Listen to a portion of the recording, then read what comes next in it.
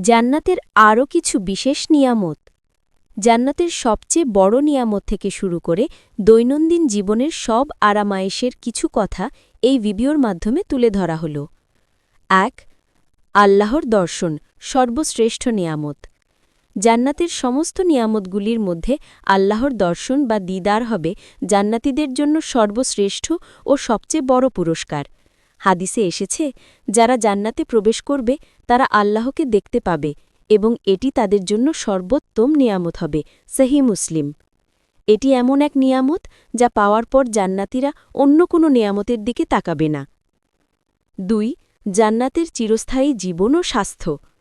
জান্নাতের জীবন হবে চিরন্তন, সেখানে কোনো অভাব, কষ্ট, দুর্বলতা, রোগব্যাধি বা বার্ধক্য থাকবে না। চিরন্তন যৌবন। জান্নাতীরা সর্বদা এক অপরিবর্তনীয়, পূর্ণ সুস্থ ও চিরন্তন যৌবন লাভ করবে। তাদের পোশাক কখনো পুরনো হবে না এবং তাদের যৌবন শেষ হবে না। মৃত্যুহীন জীবন। সেখানে কোনো মৃত্যু নেই, জান্নাতীরা চিরকাল জান্নাতে বসবাস করবে। জান্নাতের নির্মাণশৈলী ও উপকরণ। জান্নাত এমন বস্তু দিয়ে তৈরি যা পৃথিবীতে পাওয়া যায় না এবং যা আমাদের কল্পনার বাইরে। উপকরণ।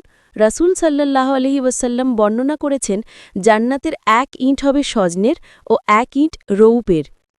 গাঁথুনি ও মাটি। তার গাঁথুনি হবে সুগন্ধি মিশকু অম্বরের, তার নুড়ি বা গাঙ্কর হবে মণি, মুক্তা ও ইয়াকুত পাথরের, আর তার মাটি হবে জাফরানের।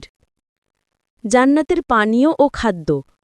জান্নাতের খাদ্য ও পানীয়ের গুণগত মান হবে পৃথিবীর সব পানীয়ের চেয়ে শ্রেষ্ঠ।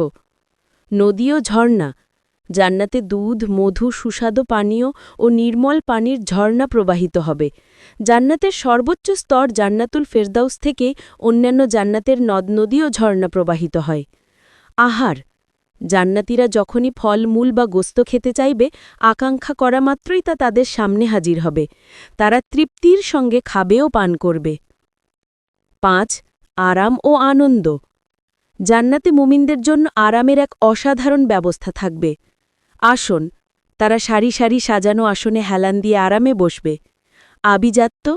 জান্নাত হবে ঝলমলে আলো, বিচ্ছুরিত সুগন্ধি, সুরম্য প্রাসাদ, প্রবাহমান স্রোতস্বিনী এবং বহু অলঙ্কারে বিমণ্ডিত একটি স্থায়ী স্থান।